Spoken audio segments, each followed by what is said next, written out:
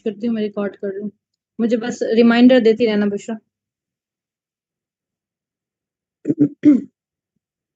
बाकी बच्चे भी ज्वाइन कर लें तो मैं स्टार्ट करा दूं।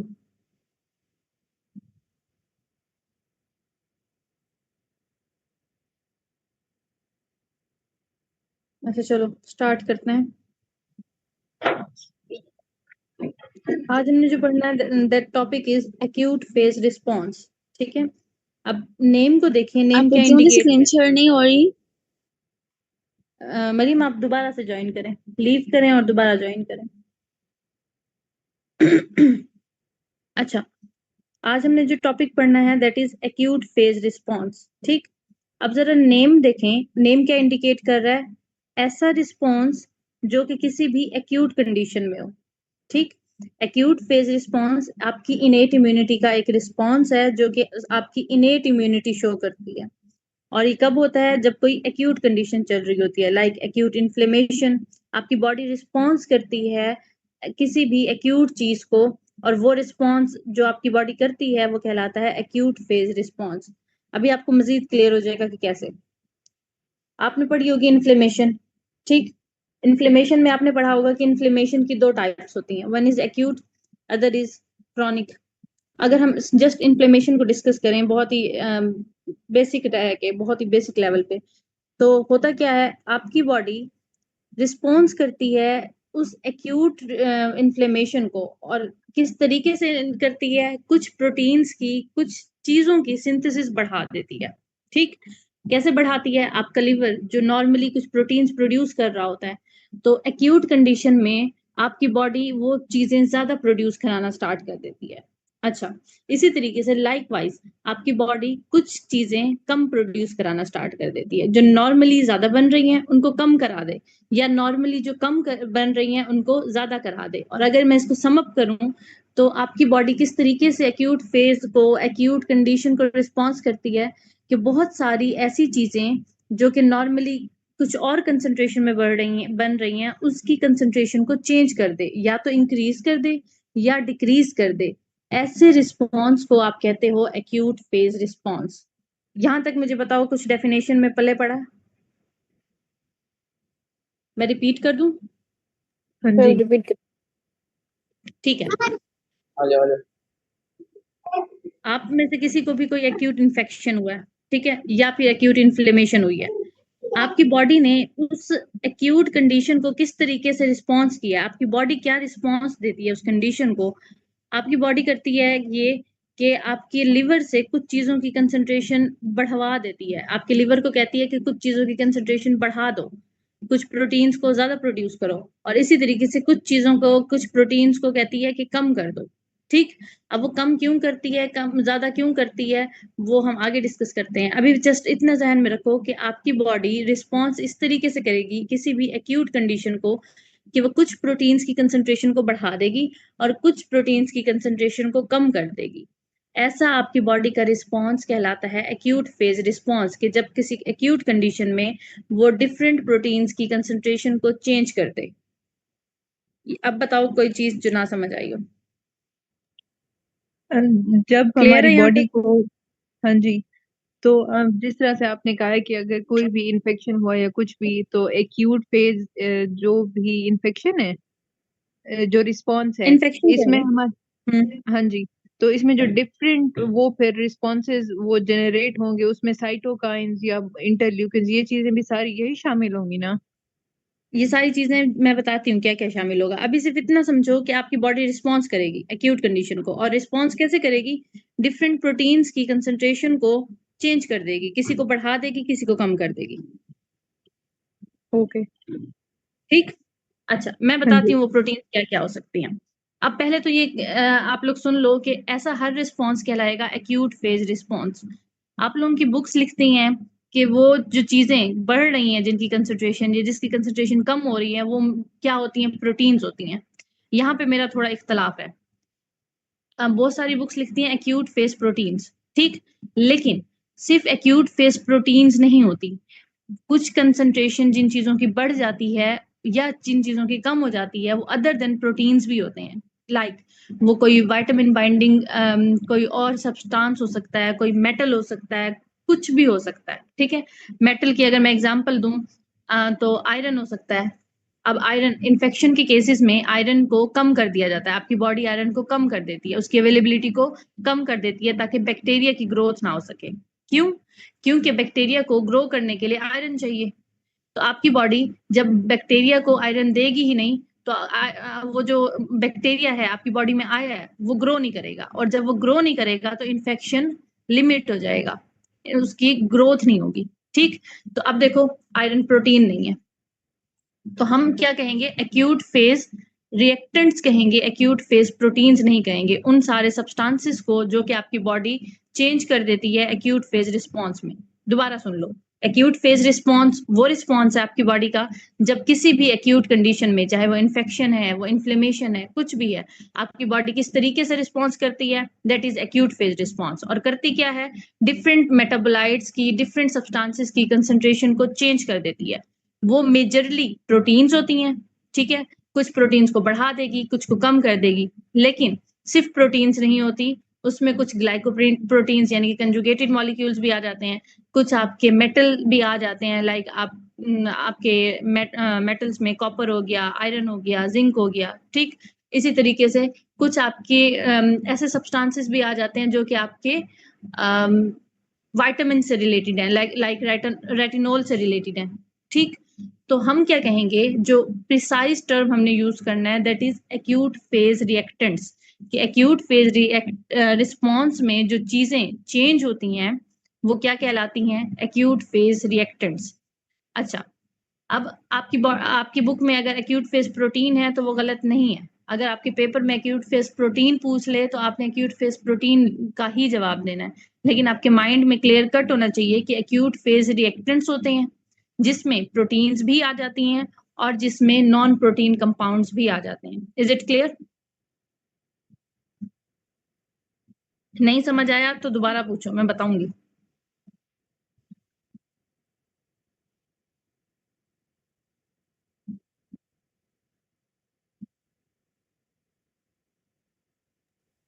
सैरिश बेटा आपको समझ आया? रहमान क्या कह रहे हैं आप? मैं रिपीट कर दूं? रिपीट कर देती हूँ, रिपीट कर देती हूँ। आपकी बॉडी का रिस्पॉन्स एक्यूट कंडीशन में that is called acute phase response, ठीक। पहले तो एक्यूट फेज रिस्पॉन्स को समझो कि आपकी बॉडी कैसे रिस्पॉन्स कर रही है। अच्छा, ठीक है, हमने मान लिया कि जो रिस्पॉन्स कर रही है that is called acute phase response, लेकिन वो रिस्पॉन्स है क्या? वो रिस्पॉन्स ये है कि आपकी बॉडी सिग्नल देती है आपके लिवर को, और लिवर को कहती है कि आपके कुछ प्रोटीन्स की कंसंट्रेशन को बढ़ा दे और कुछ प्रोटीन्स की कंसंट्रेशन को कम कर दे, ठीक। अब वो जो कंसंट्रेशन जिन चीजों की कम हो रही है या ज्यादा हो रही है उनको कहते हैं एक्यूट फेज प्रोटीन्स। लेकिन अगर मैं बहुत ही प्रिसाइज बात करूं तो सिर्फ प्रोटीन्स की कंसंट्रेशन चेंज नहीं होती, प्रोटीन के अलावा कुछ और भी चीजें होती हैं, कुछ और भी सब्सटेंसेस होते हैं जिनकी कंसंट्रेशन चेंज होती है। तो अगर हम प्रिसाइजली इस टर्म को बोलें तो वो एक्यूट फेज रिएक्टेंट कहलाएगा, कि आपकी बॉडी किस तरीके से रिस्पॉन्स करती है एक्यूट फेज रिस्पॉन्स में, वो एक्यूट फेज रिएक्टेंट्स को चेंज कर देती है, या तो एक्यूट फेज रिएक्टेंट को बढ़ा देती है या तो उनको कम कर देती है। अब बताओ कुछ समझ लगी? अभी मैं जैसे आगे मजीद पढ़ाऊंगी तो समझ आना स्टार्ट हो जाएगी, अभी सिर्फ डेफिनेशन का बताओ कि समझ लगी? क्लियर है मैम। ठीक है। अच्छा, अब आपकी बॉडी किस तरीके से सिग्नल देती है कि हमने बढ़ानी है कंसंट्रेशन या कम करनी है, और क्या क्या चीजें होती हैं, पहले हम उनको डिस्कस कर लेते हैं। अच्छा, अब तुम लोगों ने ना अभी फिलहाल इस पेज को नहीं देखना क्योंकि मैं नोट्स नहीं बना सकी, जो कल मैंने तुम लोगों को थोड़ा सा पढ़ाना था मेरे पास वही अवेलेबल था। अभी सिर्फ मेरी आवाज को सुनो, ठीक। एक्यूट फेज रिएक्टेंट्स की दो टाइप्स होती हैं। एक एक्यूट फेज रिएक्टेंट वो जिनकी कंसंट्रेशन आपकी बॉडी में बढ़ा दी जाती है, उनको कहते हैं पॉजिटिव एक्यूट फेज रिएक्टेंट्स, ठीक। कहीं पे पॉजिटिव एक्यूट फेज रिएक्टेंट मिलेगा, कहीं पे पॉजिटिव एक्यूट फेज प्रोटीन्स मिलेगा। दूसरे वो सब्सटेंसेस जिनकी कंसंट्रेशन आपके एक्यूट कंडीशन में कम कर दी जाती है, उनको कहते हैं उनको कहते हैं नेगेटिव एक्यूट फेज प्रोटीन्स या फिर नेगेटिव एक्यूट फेज रिएक्टेंट। दो टाइप्स हैं एक्यूट फेज रिएक्टेंट की, एक पॉजिटिव पॉजिटिव वो वाले जिनकी कंसंट्रेशन बढ़ा दी जाएगी एक्यूट कंडीशन में, और दूसरे वो हैं जिनकी कंसंट्रेशन कम कर दी जाएगी, और जिनकी कंसंट्रेशन कम कर दी जाती है उनको नेगेटिव कहते हैं। ठीक, पॉजिटिव वो जो बढ़ जाए, नेगेटिव वो जो कम हो जाए। अच्छा, आप लोगों में से किस किस ने CRP का नाम सुना है? ये रिएक्टिव प्रोटीन। सबने ही सुना होगा। सबने सुना है ना? C reactive protein. C reactive protein कब करवाते हैं? जब कोई इन्फेक्शन होता है, या जब कोई ऑटोइम्यून डिजीज होती है, या जब कोई क्रॉनिक इलनेस चल रही होती है, या जब कोई इन्फ्लेमेशन या इन्फ्लेमेटरी डिजीज चल रही होती है, इन कंडीशन में CRP कराते हैं ना। किसी को चेस्ट इन्फेक्शन है, किसी को कोई वुंड इन्फेक्शन है, किसी को कोई लंग इन्फेक्शन है। जी बेटा, कोई कुछ पूछ रहा है?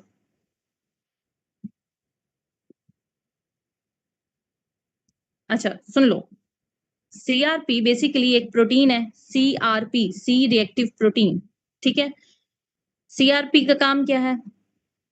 बाद में बताती हूँ क्या काम है। अभी सुनो, ये एक प्रोटीन है, और ये तब आपकी बॉडी में बढ़ जाती है जब आपको कोई इन्फेक्शन होता है, कोई इन्फ्लेमेशन होता है, कोई क्रोनिक डिजीज है, या कोई ऑटो इम्यून डिजीज है।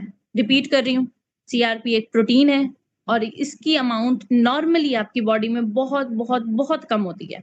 लेकिन जब कोई इन्फेक्शन होगा, जब कोई इन्फ्लेमेशन होगा, जब कोई इन्फ्लेमेटरी डिजीज होगी, जब कोई ऑटो इम्यून डिजीज होगी, जब कोई क्रॉनिक इलनेस होगी, इन सारी कंडीशन में CRP की अमाउंट आपकी बॉडी में, CRP की कंसंट्रेशन बढ़ जाएगी। ठीक, आप और आपका डॉक्टर ये चेक करने के लिए कि आपकी बॉडी में सच में कोई इन्फेक्शन चल रहा है या नहीं, वो क्या करवाता है? CRP करवाता है। तो CRP करवाने का मकसद क्या है? ये देखना कि क्या आपकी बॉडी में कोई एक्यूट कंडीशन चल रही है या नहीं। अब मैंने क्या मेंशन किया कि CRP बढ़ जाएगी ऐसी कंडीशन में। इसका मतलब ये एक एक्यूट फेज प्रोटीन है, और आपकी बॉडी उस एक्यूट कंडीशन को किस तरीके से डील कर रही है, CRP को बढ़ा रही है। ठीक, अब CRP को उसने बढ़ा दिया, इसका मतलब ये पॉजिटिव एक्यूट फेज प्रोटीन है। यहां तक क्लियर है? Yes ma'am. जी मैम। ठीक है। अब लाइकवाइज बहुत सारी ऐसी प्रोटीन्स हैं या बहुत सारी ऐसे सब्सटेंसेस हैं जिसकी कंसंट्रेशन आपकी बॉडी में कम कर दी जाती है। ठीक, अब वो कम कर दी जाती है, उसका भी कोई फायदा होता होगा। अभी मैंने आपको बताया है कि हमारी बॉडी में आयरन, आपको पता है हमारी बॉडी में आयरन मौजूद है। ठीक, हम कोई खाना खा रहे हैं उसमें आयरन है, हमारे GIT से एब्जॉर्ब होगा, हमारी GIT से एब्जॉर्ब होने के बाद हमारी सर्कुलेशन में जाएगा। इसके अलावा हमारे पास कुछ स्टोर्स हैं। उसके अलावा RBCs जब टूटते हैं तो वहां से हीमोग्लोबिन रिलीज होती है, वहां से भी हमें आयरन मिलता है। डिफरेंट जगहों से आयरन जब हमारी बॉडी को मिलता है तो उसका पूरा एक मेटाबॉलिज्म चल रहा होता है, अब्जॉर्प्शन, स्टोरेज, सारा कुछ, ये आपने हीमा में पढ़ा होगा। ठीक, अब वो आयरन हमें हमें जरूरत है हमारी ग्रोथ के लिए, हमारे सेलुलर मेटाबॉलिज्म के लिए, RBCs की प्रोडक्शन के लिए, डिफरेंट काम के लिए हमें आयरन की रिक्वायरमेंट है। लेकिन हमारे साथ साथ बैक्टीरिया की ग्रोथ के लिए भी आयरन बहुत बहुत जरूरी है। लेट्स से कि मुझे इन्फेक्शन हो गया किसी बैक्टीरिया का, बैक्टीरिया मेरी बॉडी में आ गया, बैक्टीरिया जैसे ही बॉडी में आया, एक्यूट कंडीशन उसकी वजह से स्टार्ट हुई। एक्यूट कंडीशन स्टार्ट हुई तो मेरी बॉडी ने डिटेक्ट किया, मेरी बॉडी ने जब डिटेक्ट किया तो मेरी बॉडी क्या करेगी? मेरी बॉडी रिस्पॉन्स करेगी। कैसे रिस्पॉन्स करेगी? आयरन की अवेलेबिलिटी कम कर देगी। ठीक, आयरन की अवेलेबिलिटी क्यों कम करेगी? ये इसलिए नहीं कि भाई मेरा मेटाबॉलिज्म रुक जाए, बल्कि इसलिए आयरन की अवेलेबिलिटी ब्लड में कम कर देगी कि बैक्टीरिया को, वो बैक्टीरिया जो मेरी बॉडी में घुस चुका है, उसको आयरन ना मिले। जब उसको आयरन नहीं मिलेगा उसकी ग्रोथ नहीं होगी, जब उसकी ग्रोथ नहीं होगी तो इन्फेक्शन फैलेगा नहीं। अब देखो मेरी बॉडी ने क्या रिस्पॉन्स किया, मेरी बॉडी ने रिस्पॉन्स किया कि बैक्टीरिया की ग्रोथ को रोकना है। किस तरीके से रोकना है? उसने एक काम ये किया कि आयरन को कम कर दिया। अब एक तो आयरन कम हुआ, आयरन प्रोटीन नहीं है, तो हम इसको कह सकते हैं कि ये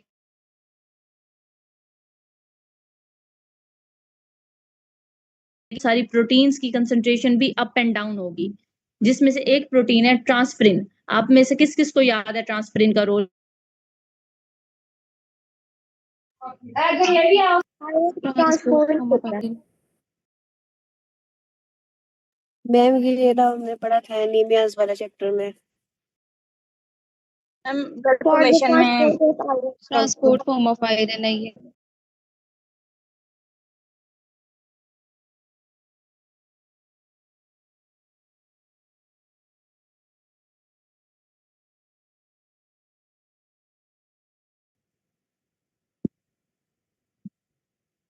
बच्चों मैंने कहाँ तक बताया था, मेरी मीटिंग लीव हो गई थी।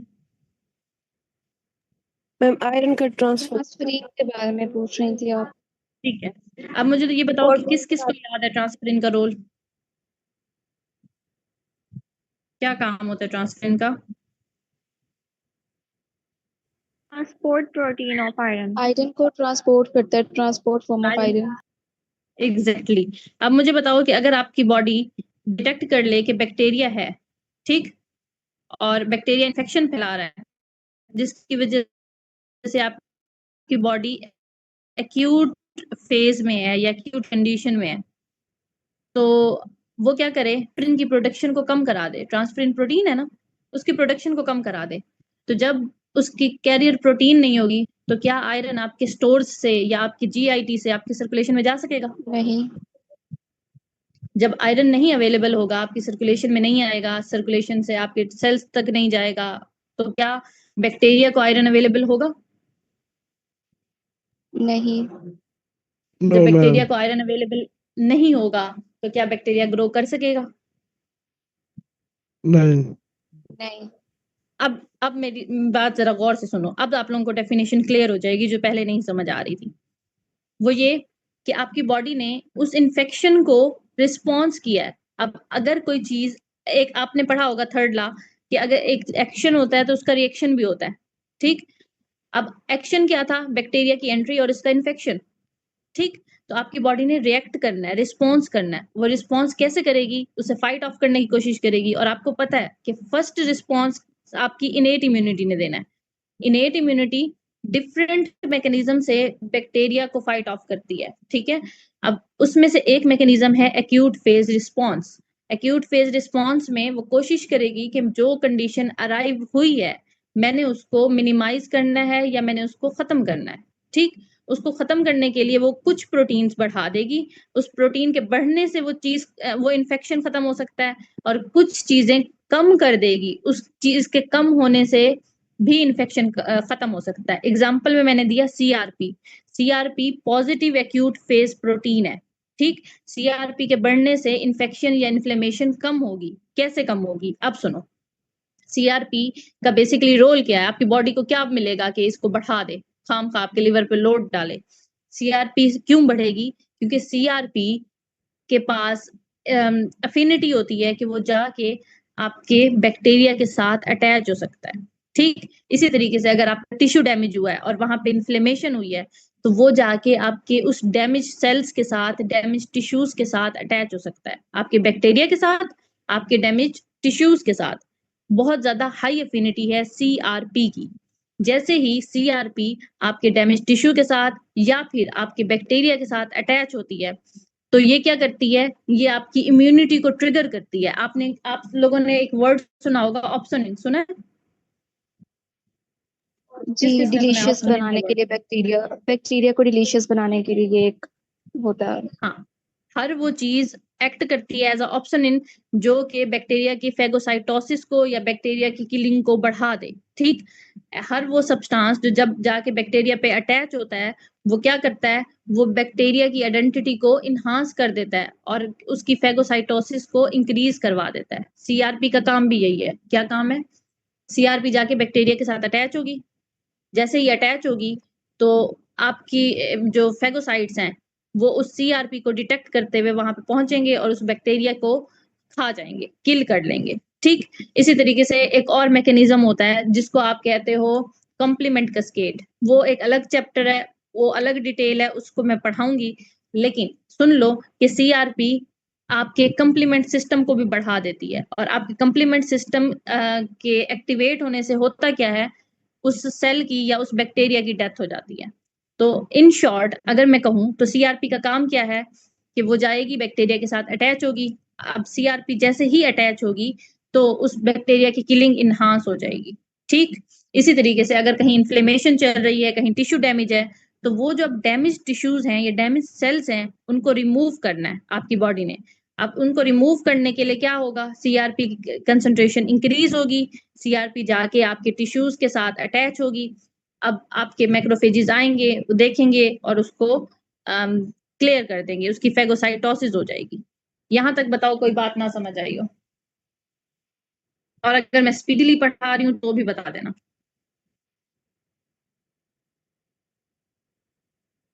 आ गई है समझ। सारे बच्चे, बुशरा और सहरिश के अलावा, हमाद के अलावा। आ गई है मैम। ठीक है, अच्छा मेरी बात सुनो, जिन जिन को समझ आ गई है उनका तो ठीक है, जिन्होंने जवाब नहीं दिया उनसे मैं सवाल पूछ लूंगी, तो फिर मुझे समझ लग जाएगी कितनी समझ आ गई है। अच्छा, अब ना सिर्फ आपकी बॉडी इस तरीके से रिस्पॉन्स करती है कि सब्सटेंसेस की, प्रोटीन्स की कंसंट्रेशन बढ़ाए या कम करे। एक सेकंड बच्चों,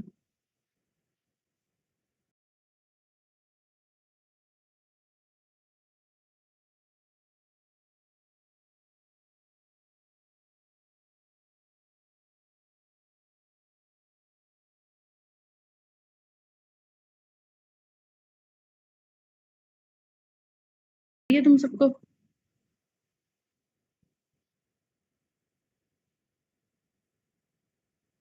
जी आ प्यारे रही बच्चों है। आवाज आ रही है?